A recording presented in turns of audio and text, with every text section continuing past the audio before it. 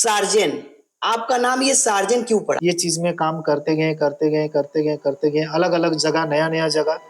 Class 10th मेरा CBSE से है। जी। इधर म्यूजिक में भी इंटरेस्ट था मेरा जी। कि मतलब अच्छा खासा इंटरेस्ट था म्यूजिक। किसी 2011 में एफएल स्टूडियो मिला, फॉरेन कंट्री का कुछ वीडियो मिल रहा था, बाउंसर जा रहा था कि आदमी क्यों बोलता है कि गलती करो, नहीं कीजिएगा तो फिर नहीं आ सीखेंगे पाएगा कैसे कि फाइनेंशियल कंडीशन सही नहीं थी। कि नहीं, मैं जिस तरह से काबिल हूँ मैं इसमें नहीं कर सकता। फिर किस्मत देखिए कैसे साथ दिया, मेरा 18 एज ही नहीं कंप्लीट हो रहा है। एक पैर कभी ये पैर कभी वो पैर में खड़ा होकर दिल्ली तक गए। तो दिन में 10 रुपया 20 रुपया ऐसे होता था, 30 रुपया 40 रुपया 60 रुपया 100 रुपया होना शुरू हो गया। जो लोग बोलते थे कि नहीं उसका तो 2-4 ही बॉक्स है, अब वो लोग अपना बेच बेच के मेरा कॉन्सेप्ट पे अपनाना शुरू किया। सार्जन, आपका नाम ये सार्जन क्यों पड़ा? एक्चुअली डीजे सार्जन मेरा जो निक नेम है ये है डीजे सार्जन, और शिव नारायण महातो ये मेरा ओरिजिनल नाम है, मतलब शिव नारायण महातो। और उसके बाद ये जो नाम डीजे सार्जन ये एक्चुअली नाम तो था, लेकिन एक्चुअली उसको नाम बनाना पड़ा, मतलब एक ब्रांड बनाना पड़ा, जिसको बोल सकते हैं आसान भाषा में, जिसके लिए कई सालों का मेहनत, जो भी पुराने हैं बहुत सारे पुराने वीडियो, जैसे आप कहीं बताएं कि 2016-17 से आपका ही सॉन्ग हम लोग जैसे बजाते थे, तो शुरुआत से ही मतलब ये चीज में काम करते गए अलग अलग जगह नया नया जगह, धीरे धीरे करके जिस तरह से करते गए उस हिसाब से नाम और लोगों में चर्चित होते गया, और ये नाम और लोगों के पास पहुंचते गया, और आज डीजे सार्जन तो शायद हमको बोलने की जरूरत नहीं है। डीजे सार्जन एक ब्रांड बन गया है। इस लाइन में आने से पहले और क्या आपका प्रोफेशन था? क्लास 10th मेरा सीबीएसई से है, और जो सैनिक स्कूल से है, और आपका क्लास 12th आपका ये डीएवी से, ठीक है, तो वो भी सीबीएसई से ही है। लेकिन उसके बाद घर का सिचुएशन थोड़ा सा, मतलब उसके बाद क्या होता है काफी अमाउंट का जरूरत पड़ता है, कहीं भी बाहर फाइनेंशियल कंडीशन में वो कुछ थोड़ा सा प्रॉब्लम दिक्कत हुआ, तो उस कंडीशन में सोची कि नहीं अपने आप को इस तरह से नहीं वेस्ट कर सकते, क्योंकि जिस मेंटेलिटी में रहे हैं, जैसे परिवेश में रहे हॉस्टल में, तो अच्छे अच्छे मतलब पढ़ने वाले लड़के सब रहे, तो इधर म्यूजिक में भी इंटरेस्ट था मेरा कि मतलब अच्छा खासा इंटरेस्ट था म्यूजिक में। किसी वॉकमैन पहले जो आता था, रेडियो तोड़ना जोड़ना ये मेरा आम बात रहती है। ये जो बेस है कितना मटकी घर का गया, मटका जो बोलते हैं, उसमें कितना छेदा रहना चाहिए, कितना हवा निकलना चाहिए, जो एयर पास का इंटरनल नॉलेज सब कुछ थी, वो शुरू से उसको महसूस करना। 2011-2010 में आपका एफएल स्टूडियो चलता था उसके बाद 2011 में एफएल स्टूडियो मिला 2011 में, तो उस समय उतना यूट्यूब था नहीं। अच्छा, ठीक है, तो यूट्यूब था नहीं, तो ये जो गाना को कैसे बेटा सॉफ्टवेयर जो मिला, एक दोस्त ने ही दिया जो पुरुलिया से है, सुवीर बोल के, तो उन्होंने दिया कि ये चीज है, एक मस्त चीज है। उस समय उतना पता भी नहीं था, उस समय आपके पास कोई सेटअप वेटअप नहीं था, कुछ भी नहीं था। तो उसमें एक दिमाग में कॉन्सेप्ट आता था, मतलब बाकी रिमिक्सर का सुनते थे ना कि एक वर्चुअल डीजे से इस तरह से पॉसिबल है नहीं। वर्चुअल डीजे से ज्यादा हम बीट को दे देते हैं, कट कर दिए, उसी को लूप कर देते हैं, लेकिन ये चीज नहीं, एक जो गाना को जो बनाना, अब अपने हिसाब से गाना कैसे बना, सर्च करते हैं एफएल स्टूडियो जो आया। अब एफएल स्टूडियो सॉफ्टवेयर तो मिल गया, उस समय क्रैक वर्जन टोरेंट वगैरह से मिल ही जाता था। अभी टोरेंट पता नहीं है कि नहीं, अभी बैन हो गया टोरेंट, उसमें उस समय आता था। तो उससे जब मिला तो समझ में नहीं आ रहा था कि भाई कैसे करें, तो जब YouTube में देख रहे थे, बहुत रेयर केस में वीडियो 2010-11 में आपको क्या ही वीडियो मिलेगा, वो आपका फॉरेन कंट्री का कुछ वीडियो मिल रहा था, बाउंसर जा रहा था, लेकिन ये समझ में आ गया कि इससे गाड़ी चालू होता है, मतलब गाना को इसमें रखा जाता है, इसमें हुआ। अब आदमी एक दिमाग हो गया कि कैसे सॉफ्टवेयर के ऊपर प्रैक्टिस करना आपने शुरू, डेली शुरू 6 घंटे 7 घंटा 8 घंटा। अब एक चीज हम हमेशा बोलते हैं कि आदमी क्यों बोलता है कि गलती करो, नहीं कीजिएगा तो फिर नहीं आ पाएगा कैसे। तो 2011 में करते गए, कुछ गाना को आउटपुट भी दिए, तो गाना एक तरफ जा रहा है, बीट एक तरफ जा रहा है, तो बोले ये कैसे हो सकता है, इसकी भी तो मैच होना चाहिए उसके साथ।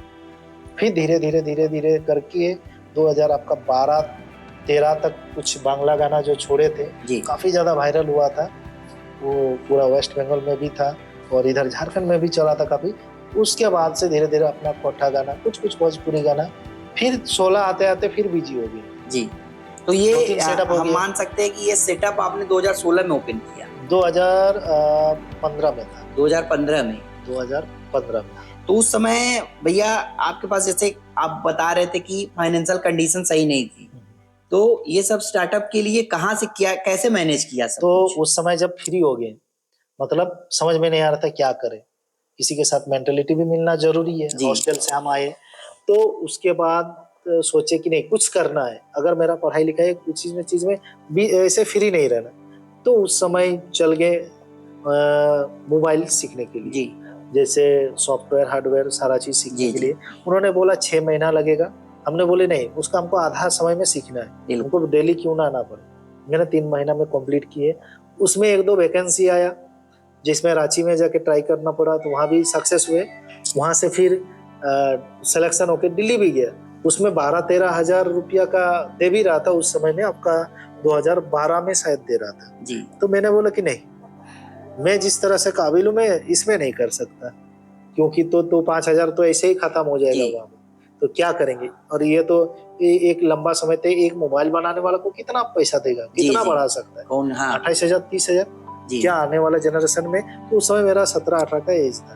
तो जिस समय अब वहां पर सिलेक्शन तो हो गया, लेकिन मेरा अंदर से मन नहीं था कि हम उसमें करें। उन लोग ने बोला कर लीजिए, हम बोले कि नहीं। फिर बाद में पता चला मेरा लड़का लोग दोस्त लोग बोल रहा था कि कर लो तुम, हमारा तो हो गया, हम लोग का नहीं हुआ तो तुम कर लो। फिर किस्मत देखिए कैसे साथ दिया, मेरा 18 एज ही नहीं कंप्लीट हो रहा जिसके लिए वहां पर रख नहीं सकते जी। तो फिर वहां से हम वापस आ गए। बाकी लड़के पूरा एक्साइटेड था, नहीं काम लेके ही जाएंगे, चाहे इधर कुछ भी काम करना होगा। बोले क्यों पागल हो रहा है, पहले घर चलो। ठीक है, उस समय मतलब बहुत ही कम नॉलेज था, जो फर्स्ट टाइम दिल्ली भी गए थे, रेलवे का भी नॉलेज नहीं था, कैसे जाए, जनरल बोगी में किए थे, एक पैर कभी ये पैर कभी वो पैर में खड़ा होकर दिल्ली तक गए थे जी। ये मतलब काफी कुछ सैक्रिफाइस किया है आपने। फिर वहां से आने के बाद सॉफ्टवेयर का काम करना शुरू किए, मोबाइल का। तो दिन में 10 रुपया 20 रुपया ऐसे होता था, बाकी समय क्रिकेट खेलने चल जाते थे जी।